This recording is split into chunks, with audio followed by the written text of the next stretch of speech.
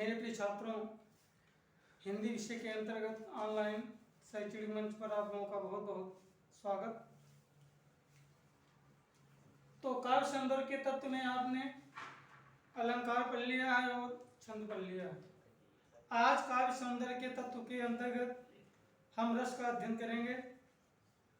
तो किसका अध्ययन करेंगे? रस का। रस, संस्कृत में रस शब्द की व्युत्पत्ति, संस्कृत में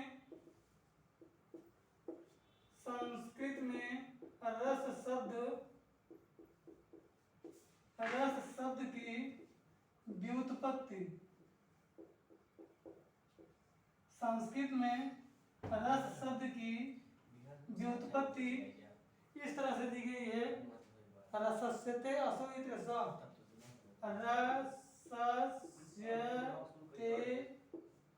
रसस्यते असो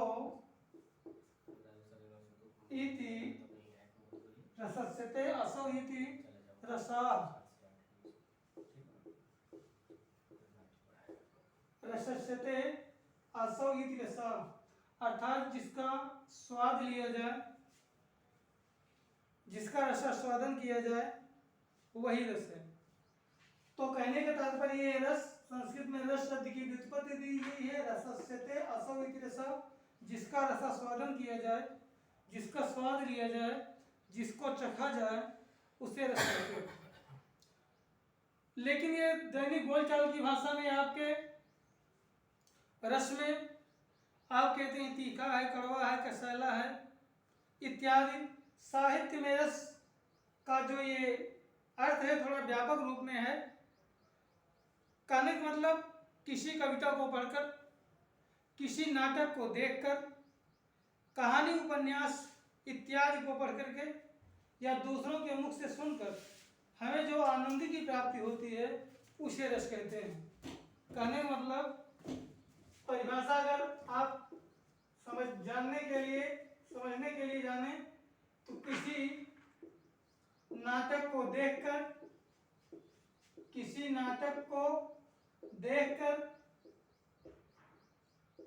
कहानी, उपन्यास,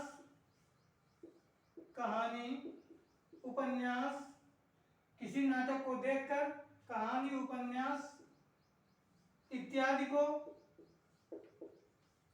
पढ़कर या सुनकर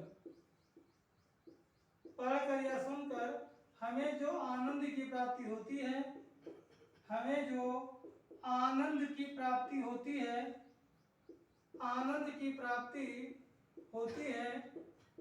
उसे हम रस कहते हैं, उसे रस कहते हैं। यानी किसी नाटक को जो हम देखते हैं, कविता को पढ़ते हैं, कहानी पढ़ते हैं, उपन्यास पढ़ते हैं, या अपने बड़ों के द्वारा हम कहानी, नाटक इत्यादि सुनते हैं, तो किसी कहानी को पढ़ करके, उपन्यास को पढ़ करके, नाटक को देख करके, कविता को सुनकर या पढ़कर हमें जो भी आनंद की प्राप्ति होती है उसे हम रस कहते हैं। अब रस के बारे में ये परिभाषा हो गई, ये भी परिभाषा थी। अगला, रस का सीधा अर्थ होता है आनंद। क्या होता है? आनंद। रस काव्य की आत्मा है, रस काव्य की आत्मा है। तो रस के बारे में पहले आप सामान्य जानकारी ले लें। रस का सीधा अर्थ आनंद है, रस काव्य की आत्मा है। अगर आपसे कोई पूछे रस को काव्य की आत्मा क्यों कहा गया है, तो आप बिल्कुल विश्वास के साथ जानें और कह दें कि भैया शरीर में जो महत्व आत्मा का है वही साहित्य में, काव्य में रस का है। जिस तरह से आत्मा के बिना शरीर व्यर्थ है, उसी तरह से यदि जिस भी रचना में, चाहे वो गद्य हो, चाहे पद्य हो, चाहे चंपू हो, अगर उसमें आनंद की प्राप्ति नहीं होगी, रसास्वादन नहीं होगा, तो न मन से कोई पढ़ाने वाला मिलेगा, न पढ़ने वाला मिलेगा। तो रस का सीधा अर्थ क्या हो गया? आनंद है। रस किसकी आत्मा है? रस काव्य की आत्मा है। संस्कृत में रस शब्द की उत्पत्ति दी गई है रसस्यते असो इति रसः, जिसका रसास्वादन किया जाए उसे रस कहते हैं। किसी नाटक को देखकर, किसी कविता को पढ़कर, किसी कहानी उपन्यास को पढ़ करके, सुन करके इत्यादि में जो आनंद की प्राप्ति होती है उसे हम रस कहते हैं।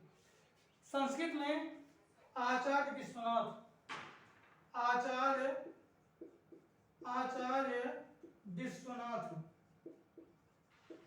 विश्वनाथ जिनकी रचना है साहित्य दर्पण, जरूर याद रखें।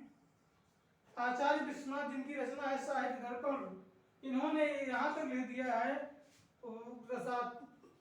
जो वाक्य है, इन्होंने यहाँ तक लिखा वाक्यम रसात्मकम काव्यम, वाक्यम रसात्मकम काव्यम। मतलब इन्होंने काव्य की परिभाषा दे दिया कि रसात्मक वाक्य ही काव्य है। जो वाक्य रसात्मक है, जो रस से युक्त है, जो आनंद से युक्त है, आचार्य विश्वनाथ जी ने अपने ग्रंथ साहित्य दर्पण में लिख दिया कि रसात्मकम वाक्यम काव्यम। जो रसात्मक वाक्य है वही काव्य है, जिससे आनंद की प्राप्ति होती है, जिससे आनंदानुभूति होती है, उसे आचार्य विश्वनाथ ने काव्य माना। अब आपको बताते हैं ये रस की सामान्य जानकारी। रस का सीधा अर्थ आनंद हो गया। रस काव्य की आत्मा है। संस्कृत में रस शब्द की व्युत्पत्ति रसस्यते असो इति रसः, जिसका रसास्वादन किया जाए, जिसको चखा जाए, जिससे आनंद की प्राप्ति हो, वही रस है। किसी नाटक को देखकर, कहानी को पढ़कर, उपन्यास को पढ़ करके, कविता को पढ़ करके, सुन करके हमें जो आनंद की प्राप्ति होती है उसी रस कहते हैं। आचार्य विश्वनाथ ने साहित्य दर्पण में लिखा है कि वाक्यम रसात्मकम काव्यम, रसात्मक वाक्य ही काव्य है। तो इतना रस के बारे में सामान्य जानकारी। आगे आप देखें,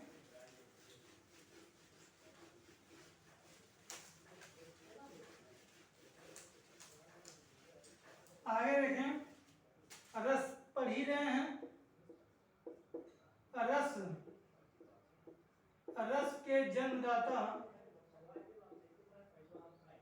के जन्मदाता आचार्य भरत मुनि को माना जाता है। किसको माना जाता है? आचार्य भरत मुनि। रस के जन्मदाता आचार्य भरत मुनि को माना जाता है। इनके ग्रंथ का नाम है नाट्य शास्त्र।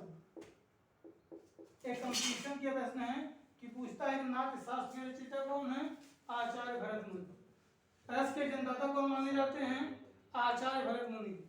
इन्होंने जो परिभाषा दिया है, देखिए इनकी परिभाषा रस की क्या है? इनकी परिभाषा है विभावानुभाव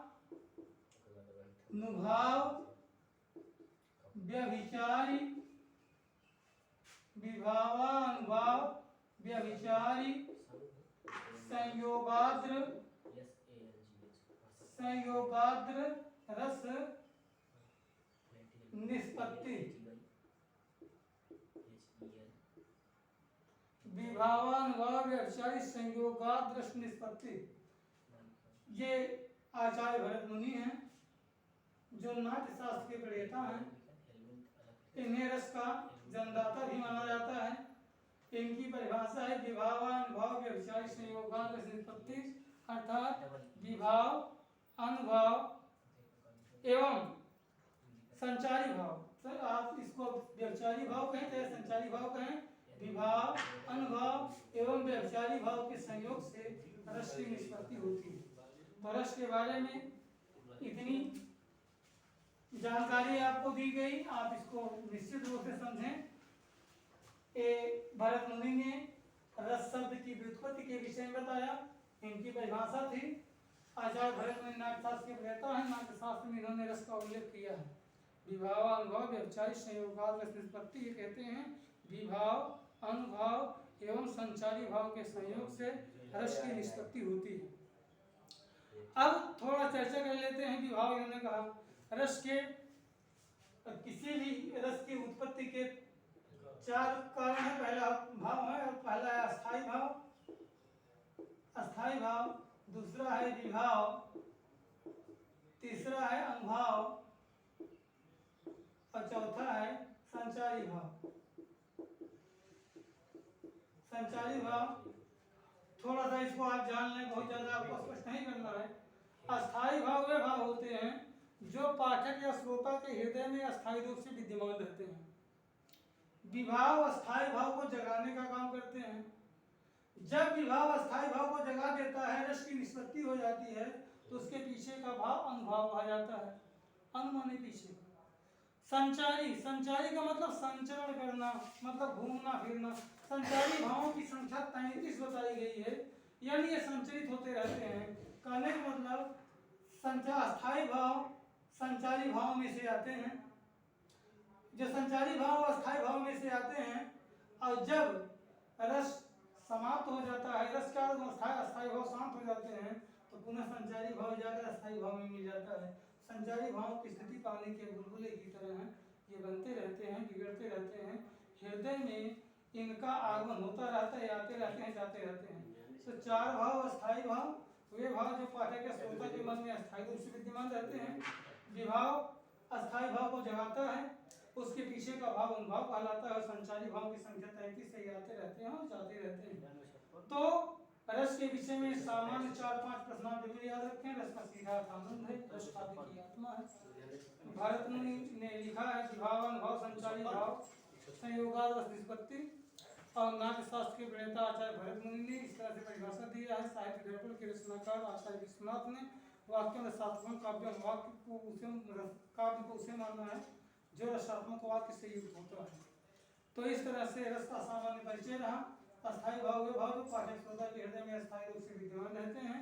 विभाव वे होते हैं जो अस्थाई भाव को जगाते हैं। अस्थाई भाव जब जागृत अवस्था में हो जाता है, जो पीछे का भाव से अनुभाव कहते हैं। और संचारी भाव की संख्या 33 से जो पानी के बुलबुले की तरह हृदय में आते रहते हैं, जाते रहते हैं। कल्पना करिए, मान लीजिए अस्थाई भाव भय है, अस्थाई भाव भय है, तो भय हम सभी के हृदय में विद्यमान है। भय को जगाने का काम विभाव करेगा। कल्पना करिए कि आपको शेर दिखाई दिया, शेर दिखाई दिया, तो शेर को देखते ही हमारे अंदर भय का भाव उत्पन्न हो गया।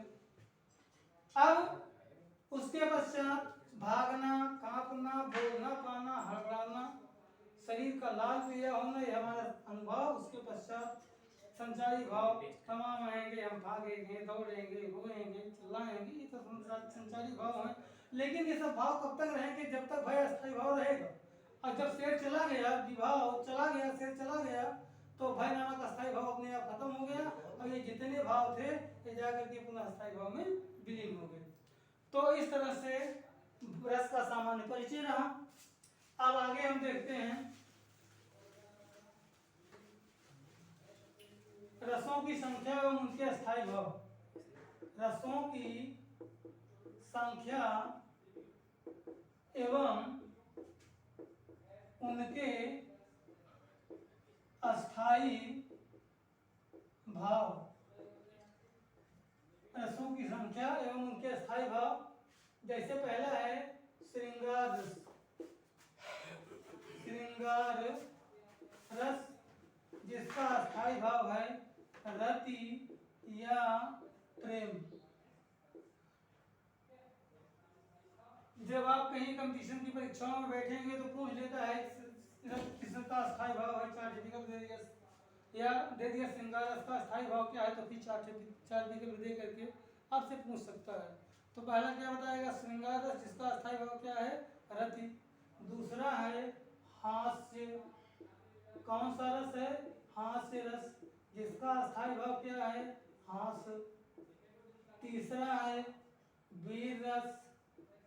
वीर रस जिसका अस्थायी भाव क्या है? उत्साह। चौथा है करुण रस। करुण रस जिसका अस्थायी भाव क्या है? शोक। पांचवा है, आप देखते जाएं, पांचवा आपका रौद्र रस। रौद्र रस जिसका अस्थायी भाव क्या है? क्रोध। छठा है, छठा देखें, भयानक रस। भयानक रस जिसका अस्थायी भाव है भय। उसके पश्चात है अद्भुत रस। अद्भुत रस जिसका अस्थायी भाव है विस्मय या आश्चर्य। आठवां है आपका बीभत्स रस, बीभत्स रस जिसका अस्थायी भाव है जुगुप्सा, जुगुप्सा इसको घृणा भी कहते हैं। आठवां है शांत रस, शांत रस जिसका अस्थायी भाव है निर्वेद। उसके पश्चात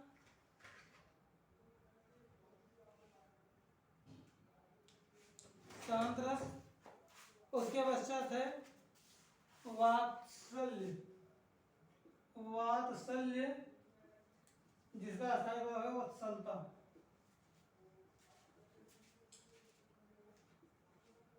भक्ति रस, भगवत प्रेम।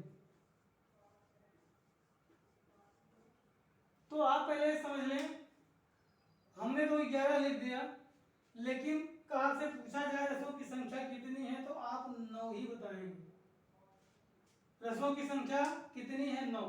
अगर कहीं कंपटीशन में आपसे पूछ लिया जाए कि आचार्य भरत मुनि के अनुसार रसों की कितनी कितनी संख्या है तो आप बताएंगे 8। पहले समझ लें, अगर आपसे पूछा जाए रसों की संख्या कितनी है तो 9। अगर पूछा जाए भरत मुनि के अनुसार रसों की संख्या कितनी है तो 8। क्यों? क्योंकि भरत मुनि शांत रस को रस नहीं मानते हैं। भरत मुनि नाट्य शास्त्र के प्रणेता थे। नाट्य शास्त्र का मतलब नाटक का मतलब रूपक, रूपक का मतलब जो रूपयतित रूप का जो रूप धारण करते हैं, एक वास्तविक पात्र पर अवास्तविक पात्रों का आरोप कर दिया जाता है, उसे हम रूपक कहते हैं, नाटक कहते हैं। तो इस तरह से शांत रस का आरोपण नहीं होता, तो आचार्य भरत मुनि 8 रस मानते हैं। वैसे भी रसों की संख्या 9 है। जैसे श्रृंगार रस का अस्थायी भाव रतिया प्रेम है, हास्य रस का हास है, वीर रस का उत्साह है, करुण का शोक है, रौद्र का क्रोध है, भयानक का भय है, अद्भुत रस का विस्मय या आश्चर्य है, विभत्स का जुगुप्सा है, घृणा है, शांत रस का निर्वेद है। तो ये 9 रस मानते हैं। परवर्ती आचार्य बाद के दो आचार्य ये 2 रस को और मानते हैं, कहते हैं कि वात्सल्य रस और भक्ति रस भी है। तो इनका तर्क है, लेकिन जो पहले के पूर्ववर्ती आचार्य हैं इस दोनों रसों को रस नहीं मानते, क्योंकि वो कहते हैं कि अगर वात्सल्य रस का अस्थायी भाव वत्सलता, वत्सलता का मतलब संतान के प्रति प्रेम, तो अगर संतान के प्रति प्रेम है तो श्रृंगार रस का भी अस्थायी भाव प्रेम है। तो ये कहते हैं कि जब श्रृंगार रस का अस्थायी भाव रतिया प्रेम है तो यहाँ जिसका भी अस्थायी भाव प्रेम है तो इसकी आवश्यकता नहीं। लेकिन ये मानते हैं श्रृंगार रस में नायक नायिका के प्रेम का वर्णन होता है और यहाँ संतान के प्रति प्रेम का वर्णन होता है, इसलिए दोनों के प्रेम में अंतर है। तो परवर्ती आचार्य इसको रस की संज्ञा मानते हैं। कुछ लोग भक्ति रस भी मान लेते हैं, उसका स्थायी भाव भगवत प्रेम है। इसका भी खंडन किया जाता है पूर्ववर्ती आचार्यों के द्वारा कि इसको रस न माना जाए, क्योंकि श्रृंगार रस का स्थायी भाव रतिया प्रेम है। तो लेकिन परवर्ती आचार्य इसका खंडन करते हैं, कहते हैं कि जो नायक नायिका का प्रेम है और भगवान और भक्त का जो प्रेम है, दोनों प्रेम में अंतर है। क्योंकि यहाँ का जो प्रेम है यह निश्चित रूप से त्याग का प्रेम है, जबकि ये आसक्ति का प्रेम है। तो ये कहते हैं कि ये दोनों रस है, लेकिन मुख्य रूप से रसों की संख्या 9 है, भरत मुनि 8 मानते हैं। तो इस तरह से रस का सामान्य परिचय आपका रहा। अब देखते हैं कि अगर आप कक्षा में अध्ययन की बात करते हैं तो आप जान लें श्रृंगार रस कक्षा 9 में आपने पढ़ा, हास्य रस आप 10 में पढ़ेंगे, वीर रस आपने कक्षा 9 में पढ़ा, करुण रस 10 में पढ़ेंगे और 11-12 में एक रस और पढ़ना है शांत। यही 5 रसों का अध्ययन आपको करना है।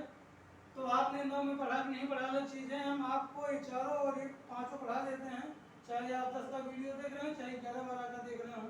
अगर 10 का देख रहे हैं तो 9 का आपका रिवीजन हो जाएगा, पुनरावृत्ति हो जाएगी, और 11-12 का देख रहे हैं तो आपको सबको पढ़ना ही पढ़ना है। अगर 11-12 के छात्र हैं तो जरूर ध्यान दें, देखिए श्रृंगार रस और हास्य रस, वीर रस, करुण रस आपने 9-10 में पढ़ा है, केवल एक छोटा सा रस शांत रस यहाँ आपको से पढ़ना है। लेकिन पुनः देख लेते हैं आपका, जिससे ज्ञान अस्थायी हो जाए। तो पहले इसको शुरू करते हैं श्रृंगार।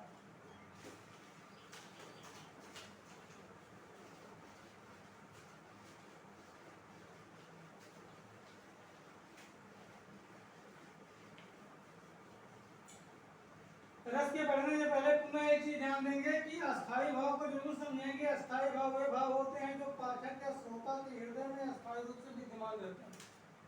तो पहले हम देखते हैं श्रृंगार रस। श्रृंगार रस का स्थायी भाव क्या बताया गया? रत या प्रेम। श्रृंगार की परिभाषा है जहां पर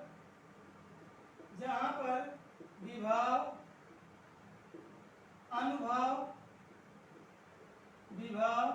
अनुभाव एवं संचारी भाव के संयोग से, संचारी भाव को कहीं कहीं आप व्यभिचारी भाव ही पाएंगे, तो घबराएंगे नहीं। जहां पर विभाव अनुभव एवं संचारी भाव के संयोग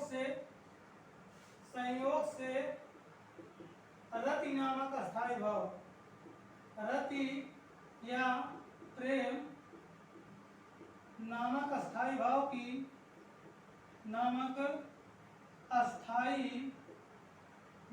की पुष्टि होती है। चाहे आप कहें पुष्टि होती है, चाहे निष्पत्ति होती है, पुष्टि होती है, वहां पर श्रृंगार रस होता है। श्रृंगार रस होता है। अगर केवल आपसे श्रृंगार रस की परिभाषा पूछी जाए तो बता दीजिए भैया श्रृंगार रस का अस्थायी भाव रति या प्रेम है, जहां पर विभाव अनुभव संचारी भाव के संयोग से रति या प्रेम नामक अस्थायी भाव की पुष्टि होती है, वहां पर श्रृंगार रस होता है। या यूं कहें जहां पर विभाव अनुभव संचारी भाव के संयोग से रति नामक अस्थायी भाव की निष्पत्ति होती है, या जहां विभाव अनुभव संचारी भाव के संयोग से रति नामक अस्थायी भाव रस रूप में परिणत होता है, वहां पर श्रृंगार रस होता है। ये तो सामान्य परिभाषा हो गई। लेकिन इसके बाद आप देखेंगे श्रृंगार रस के दो भेद होते हैं।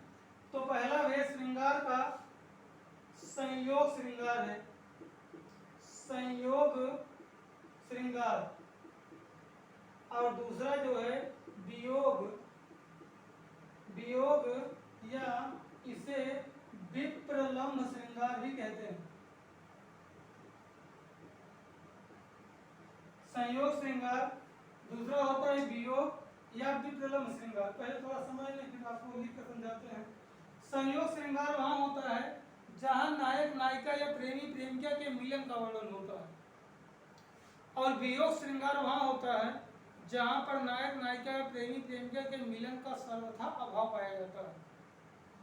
तो संयोग का मतलब नायक नायिका के मिलन का वर्णन, लेकिन इस मिलन शब्द को भी व्याख्या कर लेते हैं।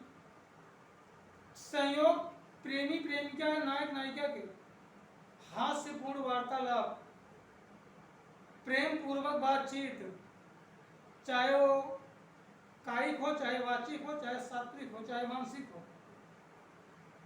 प्रेम पूर्वक आंखों से देखना, यह भी संयोग के खोज में आता है।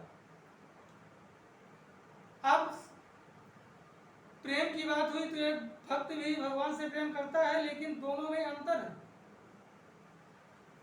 एक भक्त भगवान की फोटो भी देख करके उसको सब कुछ समझ करके अपना सब कुछ उस पर न्यौछावर करता है, लेकिन जो प्रेमी प्रेमिका का प्रेम है यह अस्थाई नहीं, आत्मा का त्याग नहीं है, आत्मा का जुड़ाव नहीं है, लगाव नहीं है, यह स्वार्थ का प्रेम है। तो संयोग श्रृंगार में नायक नायिका के मिलन का वर्णन किया जाता है, जबकि वियोग श्रृंगार में दोनों के मिलन का अभाव पाया जाता है। सुन लें, उसके बाद लिख करके बता देते हैं। जैसे बिहारी लाल जी का दोहा लें आप, बिहारी लाल जी के दोहा लें तो बतरस लालच लाल की मुरली धरी लुकाए, सौ करे भवन मुझसे दैन कहीं न दिया। श्री कृष्ण से बात करने के रस की लालच से राधिका जी ने श्री कृष्ण की बांसुरी को छुपा करके रख दिया। ध्यान देंगे, श्री कृष्ण जी जिससे हम भगवान कहते हैं, इस दोहे में वो एक नायक की भूमिका में है और नायिका की भूमिका में राधा जी हैं। तो श्री कृष्ण से बात करने के रस की लालच से राधिका जी ने उनकी बांसुरी को छुपा करके रख दिया। लेकिन जब श्री कृष्ण जी बांसुरी के लिए परेशान होते हैं, राधिका जी से बांसुरी के विषय में पूछते हैं, तो राधिका जी शौक करें शपथ खाती हैं, कसम खाती हैं कि हमारे पास बांसुरी नहीं है। लेकिन भवन हंसे, भवों से हंसती हैं, भवों से इशारा करती हैं कि बांसुरी हमारे पास ही है। लेकिन जब श्री कृष्ण दैन कहें, देने के लिए कहते हैं, तो नच जाए। राधिका जी इनकार जाते हैं कि हमारे पास बांसुरी नाम की कोई चीज नहीं। तो आप देख रहे हैं कि नायक कृष्ण है, नायिका राधिका जी हैं, दोनों में आपस में प्रेम पूर्वक बातचीत का वर्णन हो रहा है। तो बिहारी लाल जी क्या यह दोहा, ये रचना संयुक्त श्रृंगार की कोट में आएगी। यह बिहारी लाल का और दोहा उठाते हैं, कहत नटत रिझत खिजत मिलत खिलत लजिया, भरे भवन में करत हैं नैनुन ही शोभा। नायक नायिका से एकांत मिलन की बात करता है, कहत तो नटत नायिका इनकार जाती है। नायिका के इनकार करने की कला पर रिझत नायक खुश हो जाता है, तो नायिका खींच जाती है। अब मिलत खिलत लज्जत, इसी बीच में दोनों के नेत्र जब आपस में मिलते हैं तो परिवार के लोग बैठे हुए हैं, समाज के लोग बैठे हुए हैं, दोनों लजा जाते हैं। इस तरह से भरे भवन में, भवन का मतलब